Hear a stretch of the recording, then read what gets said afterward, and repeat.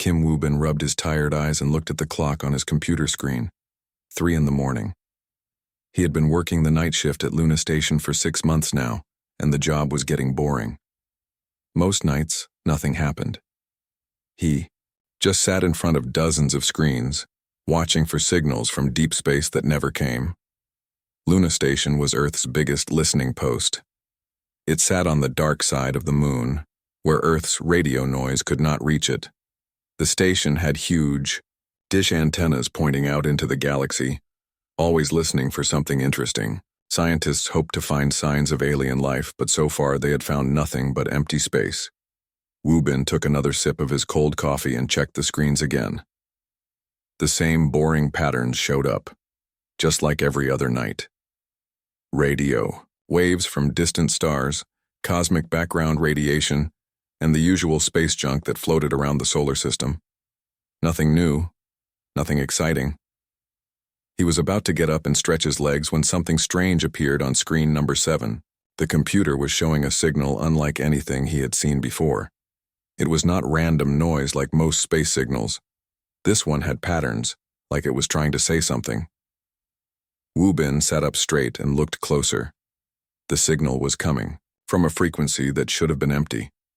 According to all the textbooks, nothing could transmit on that frequency anymore. It was too old, too primitive for modern technology to use. But there it was, clear as day on his screen. The signal was weak, like it had traveled a very long distance, but it was definitely artificial. Someone or something had made this signal on purpose. Woo-bin felt his heart start beating faster. This could be the discovery that everyone at the station had been waiting for. He pressed the record button and started saving everything. Then he picked up his phone and called his supervisor. "Captain Lee, this is Woo-bin at the monitoring station. I think you need to see something." Captain Lee Dae-ho was not happy about being woken up at 3 in the morning. He had been running Luna Station for 10 years, and most emergency calls turned out to be false alarms. Computer glitches, equipment failures, or excited young workers who thought they had found something important. But when Lee arrived at the monitoring room and saw the signal on Woo-bin's screen, he knew this was different. "How long has this been coming in?" Lee asked.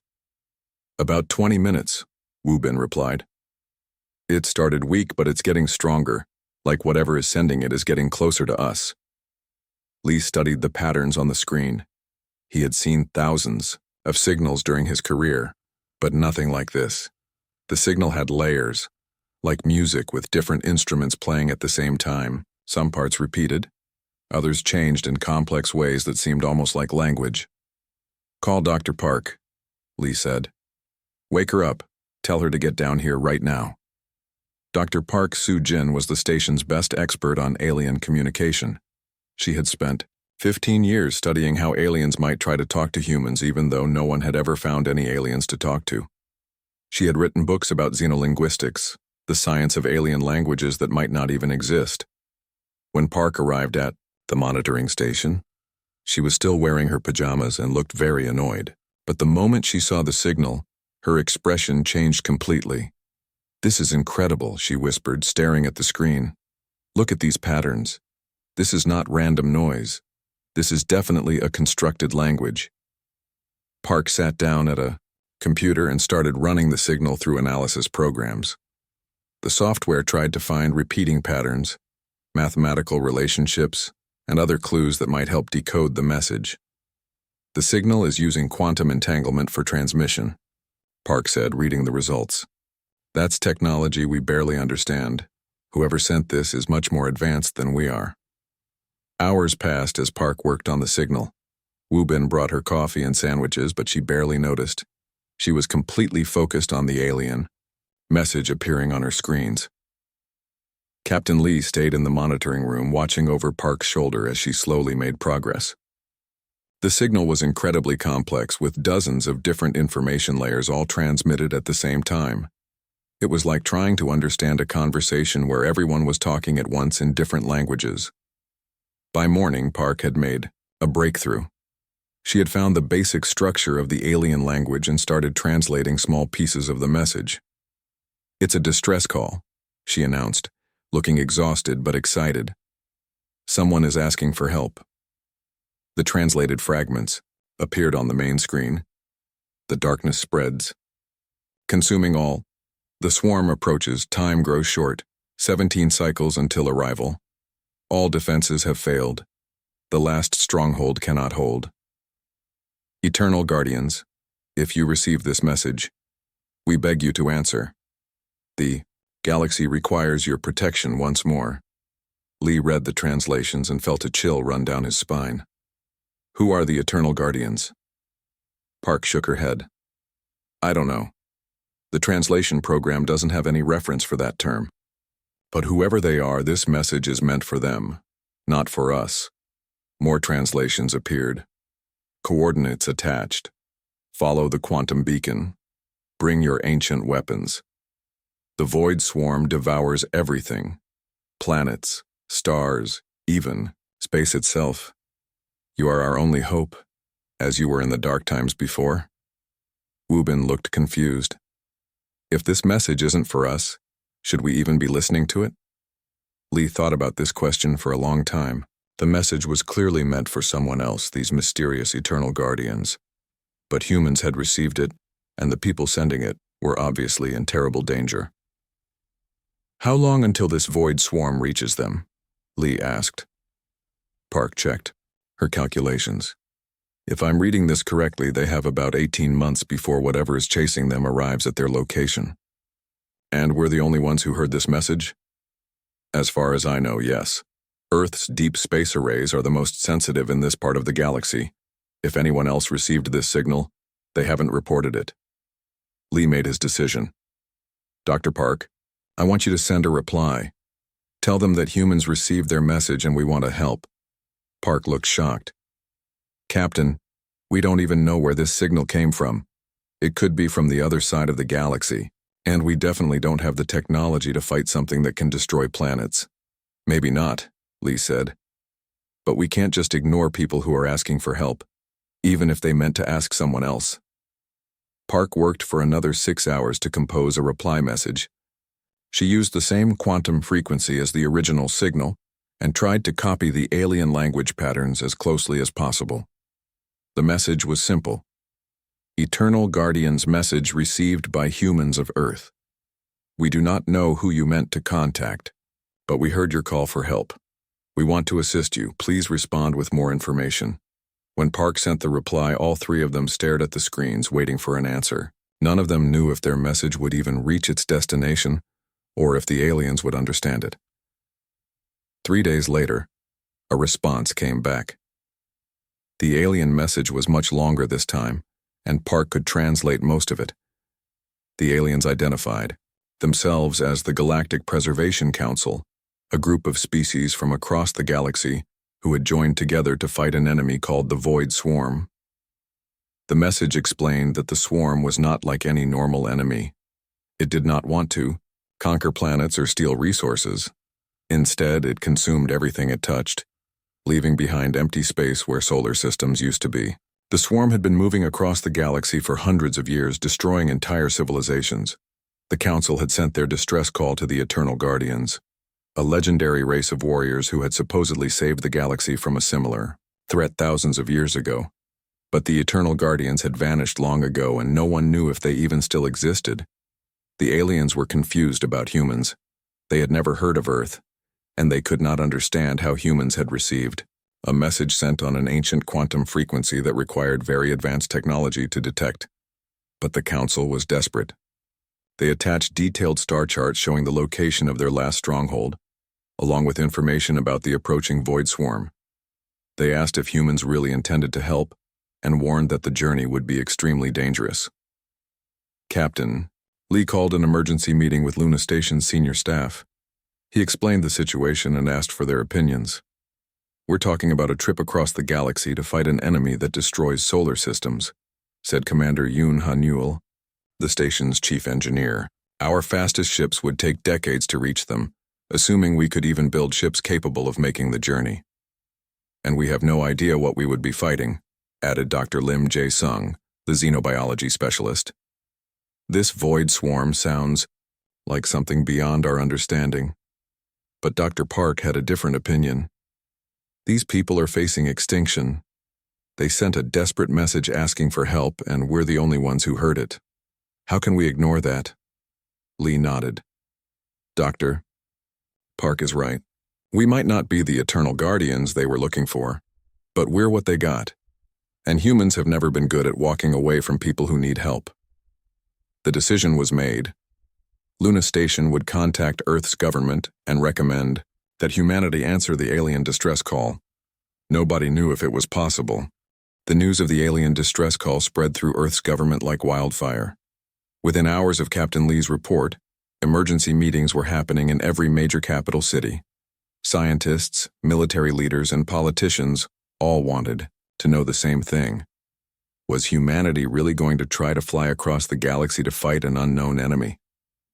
President Chen held an emergency session with Earth's top military commanders. Admiral Choi Min-ho, the head of Earth's Space Defense Force, sat at the conference table looking at the translated alien messages. How far away are they? The president asked. According to our best calculations, about 4,000 light years, replied Dr. Park, who had been brought to Earth to explain the situation. With our current technology, it would take us over a century to reach them. Admiral Choi leaned back in his chair. And they have 18 months before this void swarm reaches their position? Correct, Dr. Park said. Which means any help we send would arrive about 90 years too late. The room fell silent. Everyone understood the problem. Humanity's fastest spaceships could only travel at about 10% of light speed. Even if they left immediately, they would never reach the aliens in time. But engineer Yoon Hanul had been studying the alien transmissions very carefully. She had found something interesting hidden in the technical specifications. The aliens included information about their communication technology, Yoon said, standing up to address the meeting. They use something called quantum tunnel drives for faster-than-light travel. I think I can figure out how to build one. Dr. Martinez, Earth's top physicist, shook his head. Faster-than-light travel is impossible. It violates the basic laws of physics. Maybe our physics, Yoon replied, but these aliens obviously know something we don't. Look at this data they sent us. Yoon displayed the alien technical specifications on the room's main screen. The information was incredibly complex, showing mathematical formulas and engineering diagrams that Earth scientists had never seen before. I don't understand all of it, Yoon admitted. But I think I can understand enough. The quantum tunnel drive works by creating a bubble of folded space around a ship. The ship doesn't actually go faster than light. Instead, it shortens the distance it has to travel. Admiral Choi studied the diagrams. How long would it take you to build one of these drives? 6 months, maybe 8 if we're lucky, Yoon said. And that's assuming everything works perfectly the first time, which it probably won't. President Chen made his decision. Do it. Give engineer Yoon whatever resources she needs. I want prototype drives ready for testing as soon as possible. While Yoon worked on the faster-than-light drive, Admiral Choi began planning the mission itself. He would need ships, crews, weapons, and supplies for a journey into the unknown. The problem was that nobody knew what they would face when they arrived. The alien messages described the void swarm as something that could destroy entire star systems, but they provided no details about how it actually worked or how to fight it. Colonel Kang Bo-ra, Earth's best military strategist, was put in charge of planning the combat aspects of the mission. We're going in blind, she told her planning committee. We don't know what the enemy looks like, how it fights, or what weapons might be effective against it. All we know is that advanced alien civilizations with superior technology have been losing to this thing for centuries. The committee consisted of Earth's top military minds. They had experience fighting human enemies, but this was completely different. What about the aliens who sent the message? Asked General Nam Tae-wook. They must have some idea of how to fight this swarm. According to their transmissions, they've been fighting for 300 years and losing, Kang replied.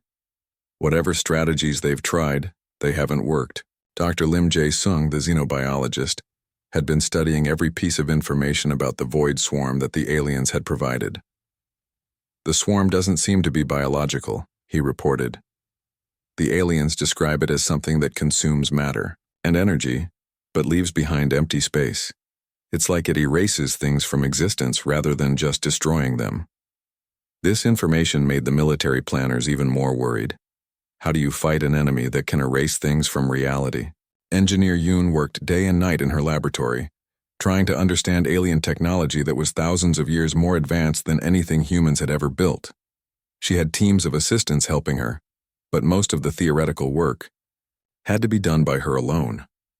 The quantum tunnel drive was based on principles that human science barely understood. It required exotic matter that didn't exist naturally, and energy levels that were almost impossible to generate safely. "I need antimatter," Yoon told Admiral Choi during one of their weekly progress meetings. "Lots of it. More than we've ever produced before." "How much more?" Choi asked. "About 1,000 times more than our current total production capacity," Yoon replied. "And I need it refined to specifications we've never attempted." Choi sighed. "I'll talk to the president. We'll find a way." While Yoon worked on the drive technology, shipbuilders across Earth were constructing vessels for the rescue mission. The ships had to be large enough to carry supplies for a journey that might take months, strong enough to survive combat with an unknown enemy, and flexible enough to work with technology they didn't fully understand. The lead ship would be the ESS Harmony, a massive vessel that combined the best of human engineering with experimental alien technology. Admiral Choi would command the mission from the Harmony's bridge. 12 ships total would make the journey. Each one carried different specialists and equipment because nobody knew what they would need when they arrived. The ESS Discovery carried scientists and research equipment. The ESS Defiance and ESS Courage were military vessels loaded with every weapon Earth could spare. The ESS Hope carried medical supplies and facilities for treating alien wounded.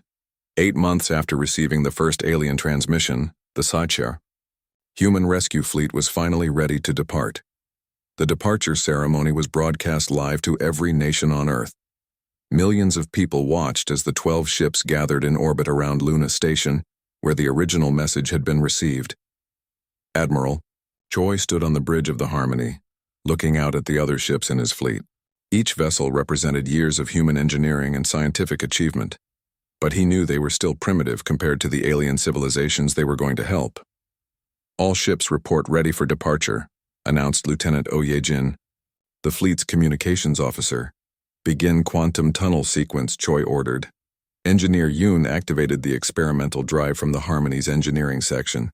The ship began to vibrate as exotic matter reactors came online, generating energy levels that made nearby space itself glow with strange colors. One by one, the other ships activated their own quantum tunnel drives. Space around the fleet started to bend and fold in ways that hurt to look at directly. "Tunnel formation stable," Yoon reported. "We have a clear path to the target coordinates." "All ships, engage," Admiral Choi commanded. The human rescue fleet disappeared from Earth's solar system in a flash of twisted light. The journey through quantum tunnel space was unlike anything humans had ever experienced.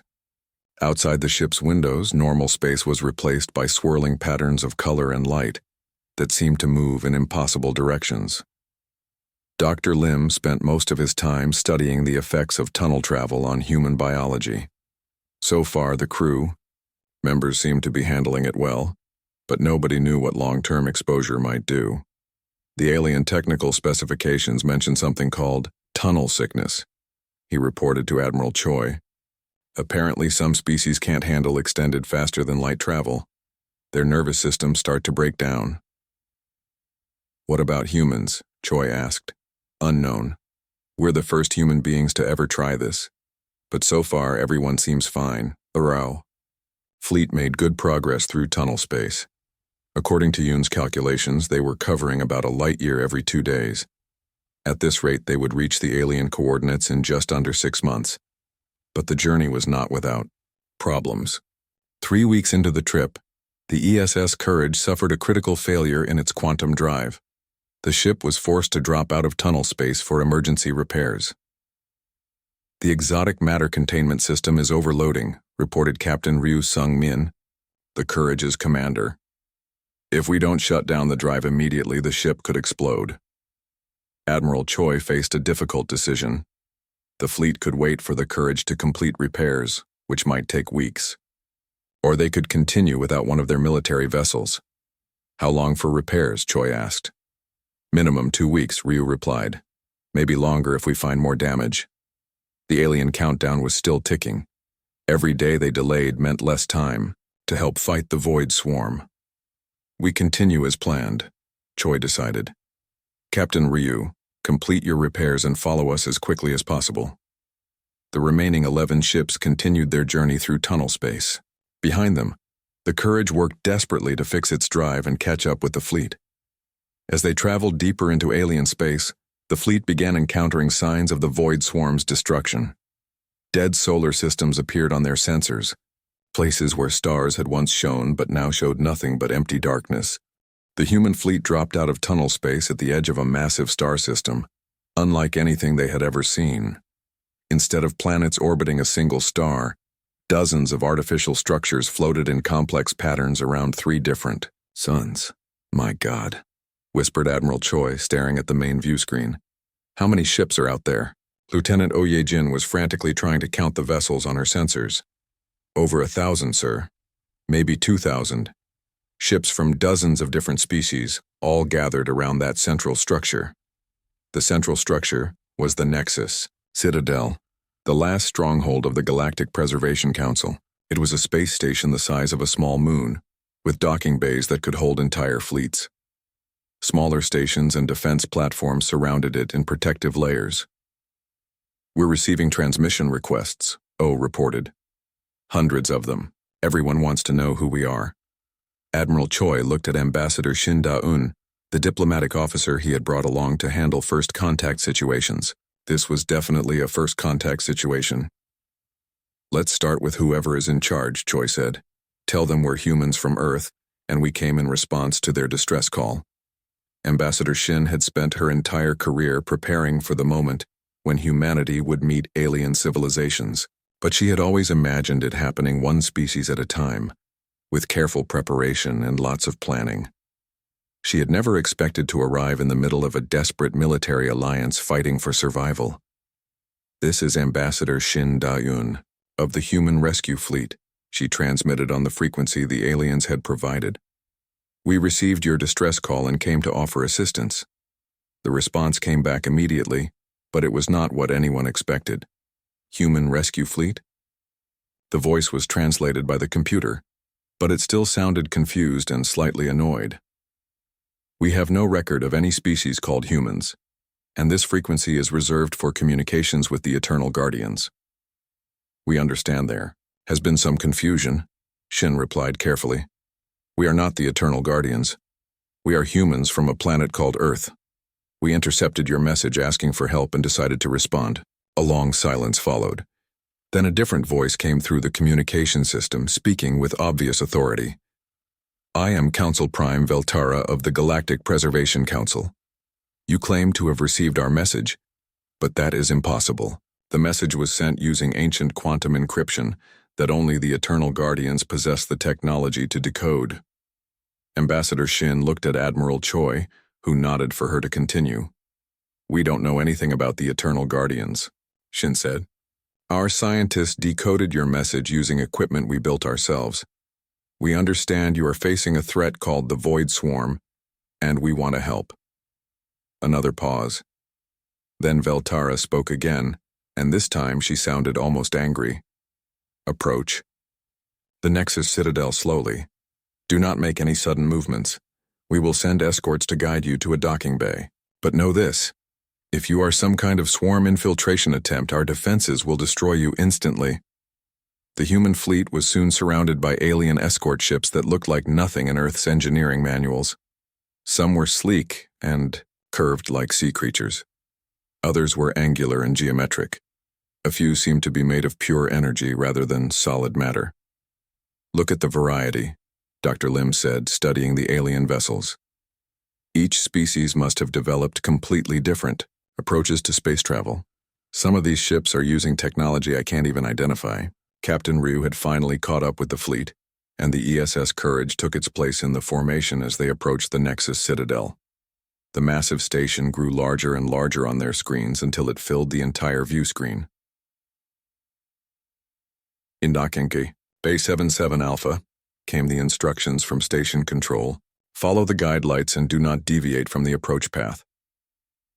The human ships landed in a docking bay that was larger than most Earth cities. Around them, vessels from across the galaxy sat in repair bays or loading areas. The variety was incredible. No two ships looked even remotely similar.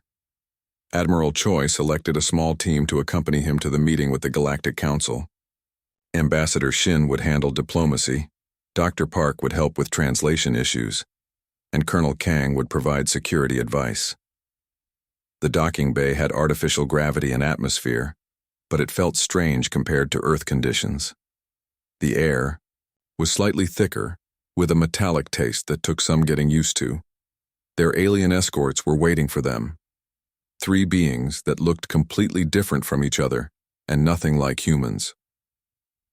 Council Prime Veltara was tall and thin, with gray skin and 4 arms.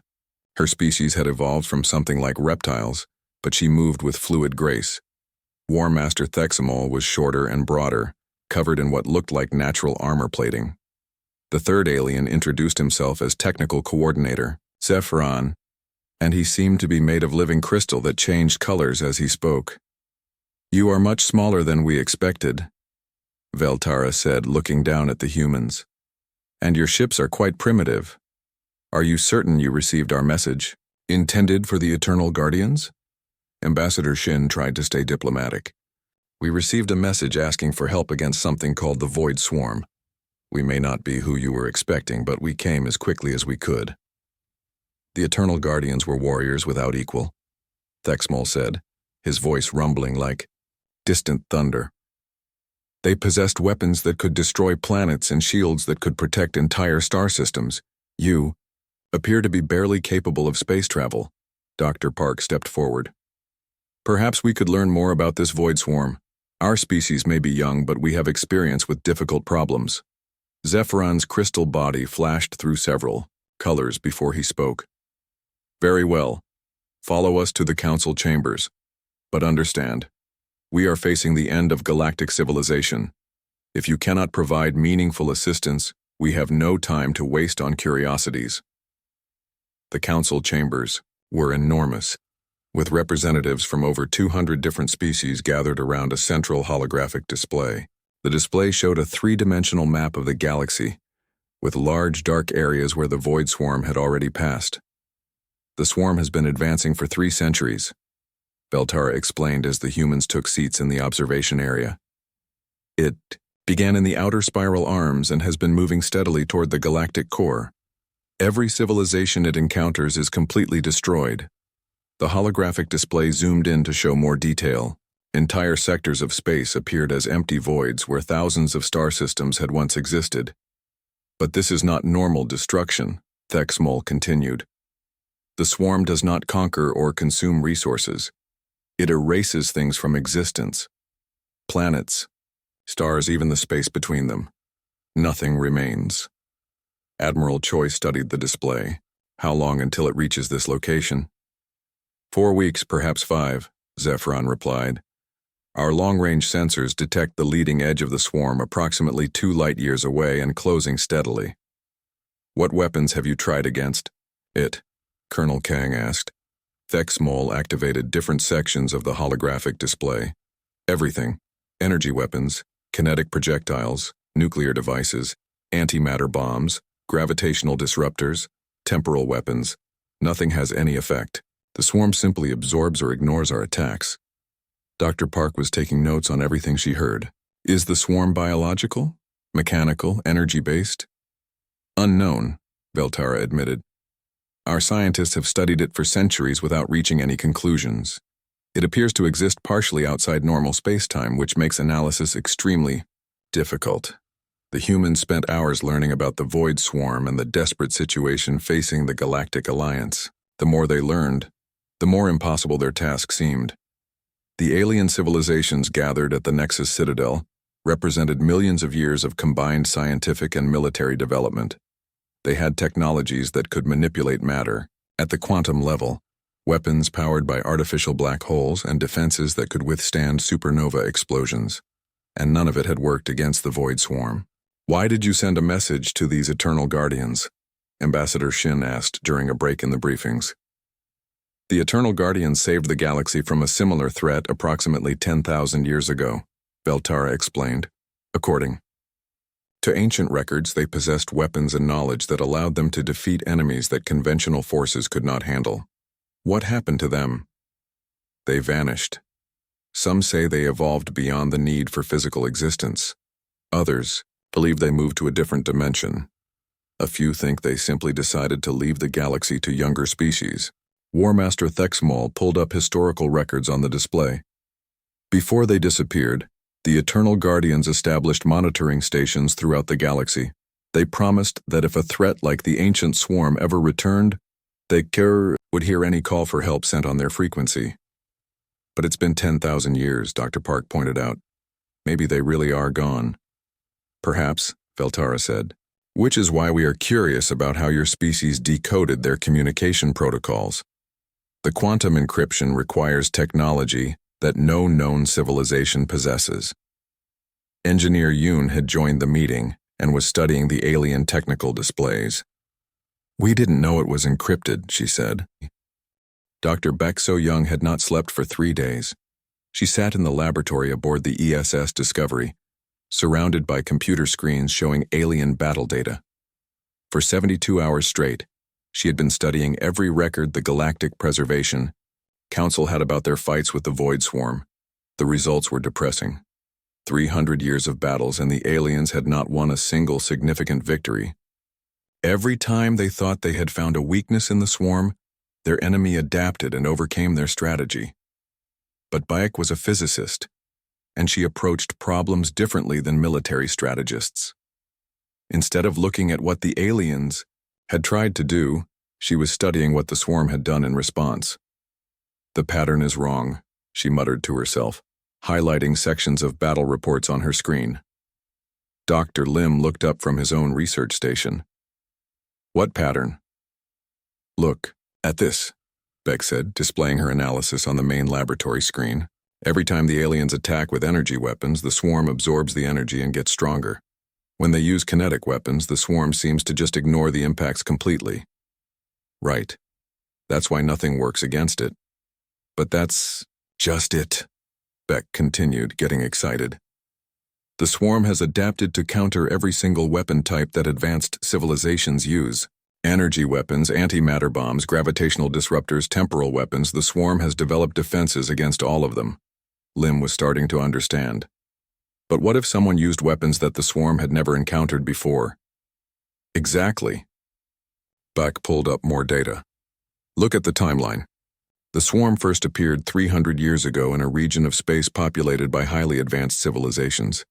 It has been fighting the same types of opponents with the same types of technology for centuries." She highlighted several battle reports. Every civilization the swarm has faced has had energy-based weapons, force field defenses, and computer-controlled tactical systems. The swarm has evolved to counter that specific approach to warfare. Dr. Lim was getting excited too. "So if humans fight with completely different technology, the swarm might not know how to respond," Beck finished. "At least not immediately." They called Admiral Choi and the other senior officers to an emergency meeting in the Discovery's main conference room. Beck presented her analysis to the assembled humans. "The key insight is that the Void Swarm is not invincible," she explained. "It's just perfectly adapted to fight advanced alien civilizations. But humans are not an advanced alien civilization." General Nam Tae-wook, who had been studying the alien military records, nodded thoughtfully. "Their tactics are very sophisticated: precise formation flying, coordinated energy attacks, computer-calculated targeting solutions, very organized and predictable." "Which is exactly what the swarm has learned to counter," Colonel Kang added. "But human military doctrine is based on controlled chaos, flexible tactics, improvised weapons, unpredictable strategies." Engineer Yoon pulled up technical specifications for human weapons systems. "Our ships carry kinetic weapons, railguns, and missile systems, but they're primitive compared to alien technology. simple chemical explosives and metal projectiles. That might be exactly what we need, Admiral Choi said. The swarm has never fought anyone who still used gunpowder and steel bullets. Dr. Beck displayed more of her analysis. Look at this pattern. Every time the aliens try a new tactic, the swarm adapts within hours.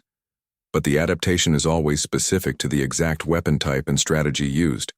The swarm doesn't seem capable of general adaptation, only specific responses to specific threats. Lieutenant Oye Jin had been monitoring alien communications during the meeting. Admiral, we're receiving a transmission from the Nexus Citadel. Council Prime Veltara wants to speak with you immediately. The communication came through on the main screen. Veltara looked even more worried than usual. Admiral Choi, our long-range sensors have detected the swarm's approach earlier than expected. The leading edge will reach our outer defenses in 18 days, not 3 weeks. What changed? Choi asked. The swarm appears to be accelerating. It may have detected our presence here and is moving faster to attack us. Admiral Choi looked at his officers. They had been hoping for more time to prepare, but 18 days would have to be enough. Council Prime, we need to test a theory. Can you spare some ships for a scouting mission? What kind of scouting mission? We want to make contact with the outer edge of the swarm, a small engagement to test our weapons. Veltara's expression showed clear skepticism. Admiral, hundreds of scouting missions have been sent against the swarm over the years. None have ever returned. None of them were human scouting missions, Choi replied. After much discussion, the Council agreed to let the humans attempt a reconnaissance mission. They provided 3 alien escort ships and detailed sensor data about the swarm's current position. Captain Ryu volunteered to lead the mission aboard the ESS Courage. The ship was loaded with every type of weapon in the human arsenal: railguns, missile launchers, kinetic penetrators, and even some old-fashioned chemical explosive devices.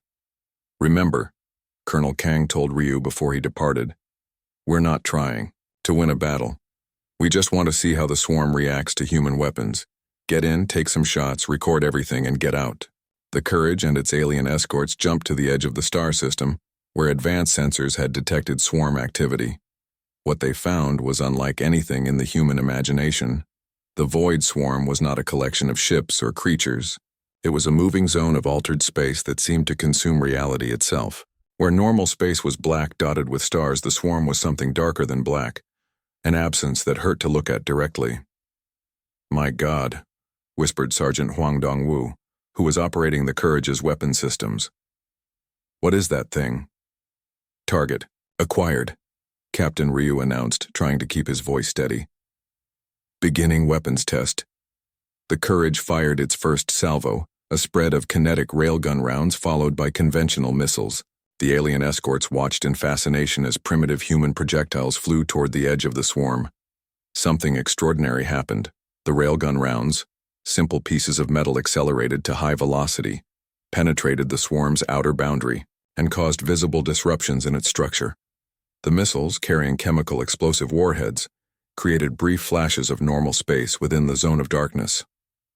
Impossible, came a transmission from one of the alien escorts. Our sensors show actual damage to the swarm matrix, but the celebration was premature. Within minutes, the swarm began adapting. Tendrils of darkness reached out toward the Courage, moving faster than anything that size should have been able to move. Full retreat, Ryu ordered. The small fleet jumped back to the Nexus Citadel with sensor records that changed everything the galaxy thought it knew about fighting the Void Swarm. Dr. Bayek analyzed the battle data with growing excitement. Look at this. The swarm's initial response time to kinetic weapons was over 40 seconds. For comparison, when the aliens used energy weapons last month, the swarm adapted in less than 5 seconds. But it did adapt eventually, General Nam pointed out. Yes, but much more slowly. And look at the adaptation pattern. The swarm had to completely restructure its outer boundary to defend against solid projectiles. That's not a minor adjustment. That's a fundamental change in how it operates. Engineer Yoon was studying the technical readings. The chemical explosives caused even more disruption. The swarm seems to have no defense against simple chemical reactions. Admiral Choi called another meeting with the Alien Council. This time, the atmosphere in the chambers was different. For the first time in centuries, someone had actually hurt the Void Swarm. "Your weapons worked," Veltara said, and there was something like amazement in her voice. "Primitive kinetic projectiles succeeded where our most advanced energy weapons failed.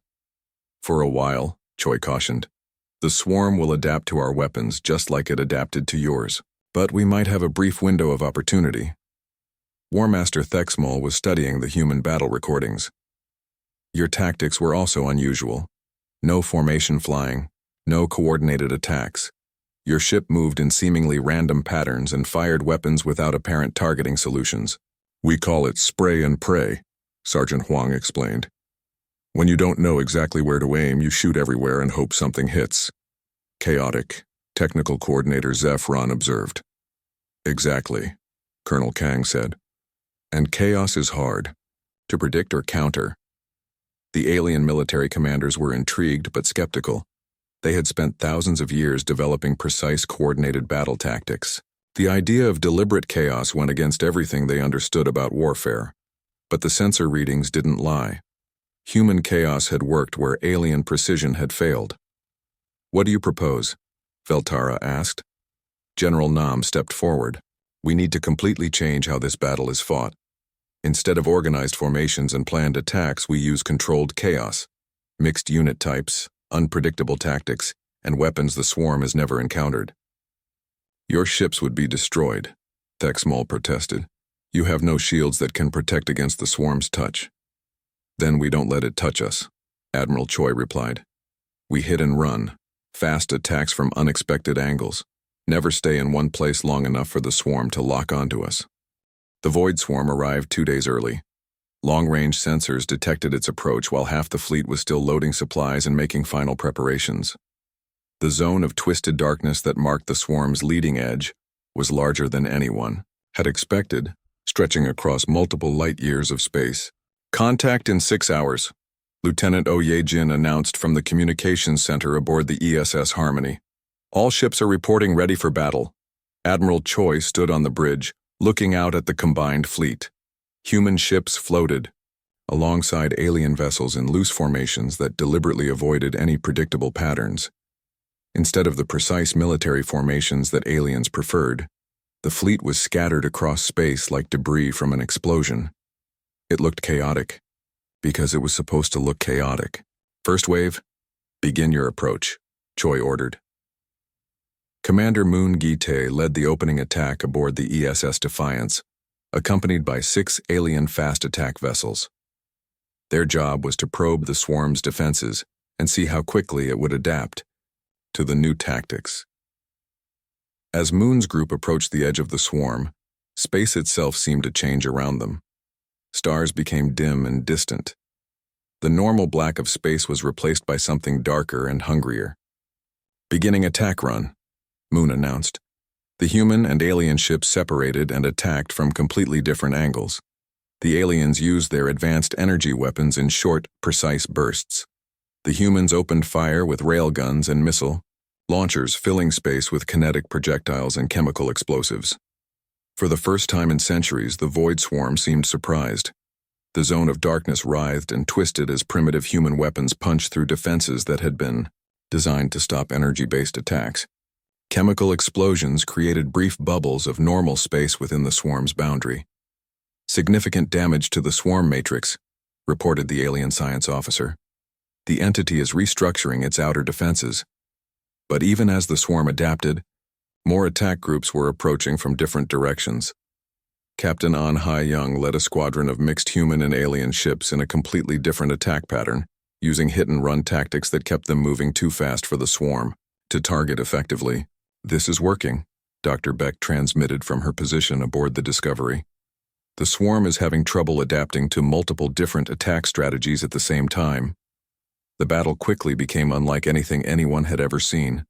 Instead of the organized space battles that filled military textbooks, this fight looked like organized chaos. Ships darted in and out of the swarm's boundary, attacking with weapons that ranged from advanced alien energy cannons to simple human gunpowder, rockets. Every time the swarm began to adapt to one type of attack, a different group would hit it with completely different tactics. Sergeant Huang led a boarding party of human Marines in an assault on what appeared to be a solid structure within the swarm. They used cutting torches and conventional explosives to fight their way inside, finding chambers that existed partially outside normal space. "It's like being inside a nightmare," Huang reported over the communication system. "The walls keep changing shape, and gravity doesn't work right. But our weapons are definitely hurting something in here." The most important discovery came from Dr. Park, who had been analyzing the swarm's communication patterns during the battle. "It's not just adapting to our weapons," she announced during a brief lull in the fighting. "It's trying to communicate with us. The swarm is sending messages." "What kind of messages?" Admiral Choi asked. Dr. Park worked frantically to decode the alien signals. It's asking questions. The swarm wants to know what we are and why our attacks are working." This revelation changed everything they thought they knew about their enemy. "You mean the swarm is intelligent?" asked Council Prime Veltara from her command post on the Nexus Citadel. "More than intelligent," Dr. Park replied. "It's curious. The swarm has been destroying civilizations for centuries, but it's never encountered anything like humans before. We're confusing it." Dr. Beck had been analyzing the swarm's behavior patterns throughout the battle. "Look at this data. Every time we do something unpredictable, the swarm's advance slows down. It's not just adapting to our weapons, it's trying to understand our thinking." "And failing," added General Nam. "Human psychology doesn't follow logical patterns. We make decisions based on emotion, intuition, and pure stubbornness. An intelligence that thinks in purely logical terms can't predict that." The battle continued for 18 hours. Wave after wave of human and alien ships attacked the swarm using tactics that got more chaotic and unpredictable as the fight went on. Captain Ryu led a squadron that attacked while playing loud human music over their communication channels. The noise seemed to disrupt the swarm's coordination. Engineer Yoon jury-rigged a weapon system that fired random objects from the ship's machine shop, tools, spare parts, even boots, at high velocity. The swarm had no idea how to defend against a wrench traveling at 3,000 meters per second. But the most effective attack came when the humans started using their emotions as weapons. "I'm tired of this thing eating galaxies," shouted Sergeant Huang during one assault. "Time to show it what happens when you mess with our friends." The raw emotion in human battle communications seemed to have a physical effect on the swarm. Areas where humans were fighting with particular intensity showed more damage and slower adaptation rates. Dr. Lim made the crucial discovery while studying biological readings from the human crews. "The swarm is feeding on order and predictability," he announced. "But human emotions create quantum uncertainty at the cellular level. We're literally too chaotic for it to digest properly." This led to the most important tactical development of the battle. Instead of trying to fight the swarm with weapons, the humans started fighting it with pure human nature.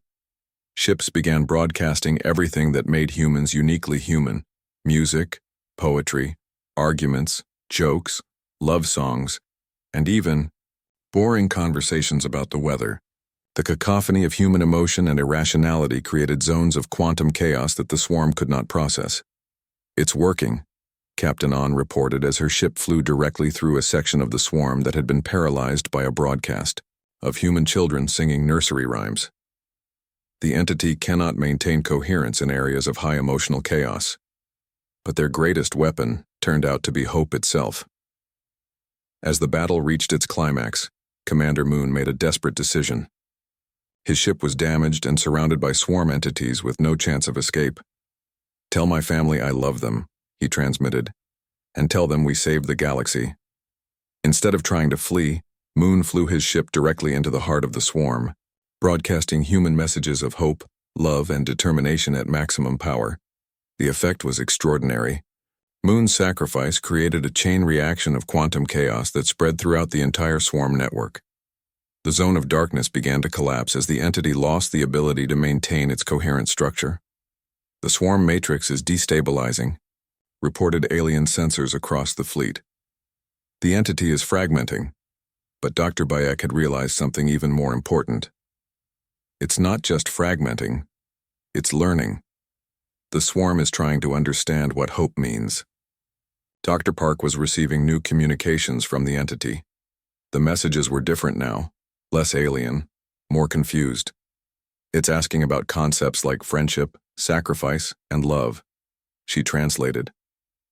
The swarm has spent centuries consuming logical civilizations, but it has never encountered illogical concepts like dying for strangers. Admiral Choi made a decision that would be remembered throughout galactic history. Instead of pressing the attack while the swarm was vulnerable, he ordered the fleet to stop fighting and start communicating. "This is Admiral Choi of the human fleet," he broadcast on all frequencies. "We know you can understand us. We want to talk." The response came not in words, but in images and emotions transmitted directly into their minds. The humans saw the swarm's history, how it had once been a civilization that achieved perfect order and logic, but lost everything that made life worth living. The entity had been consuming other civilizations not out of malice, but out of loneliness. It was trying to understand what it had lost when it gave up chaos, emotion, and unpredictability in favor of perfect order. "You showed us what we forgot," the swarm communicated through Dr. Park. "We remember now. We remember what it means to be alive." The zone of darkness began to dissolve, not through destruction, but through transformation. The swarm was choosing to give up its perfect order and embrace the chaos of individual existence. Where the entity had been, thousands of small ships appeared, the remnants of the original civilization that had become the swarm, now free to think and feel as individuals again. The battle was over, but not through victory or defeat. It had ended through understanding. In the days that followed, the galaxy began to rebuild. The Galactic Preservation Council became the Galactic Alliance, with humans as founding members despite having just arrived on the galactic scene. The former swarm entities joined the alliance as well, eager to learn about the emotions and chaos they had forgotten during their centuries as a collective intelligence. Captain On was promoted to admiral and put in charge of humanity's rapid expansion into galactic society.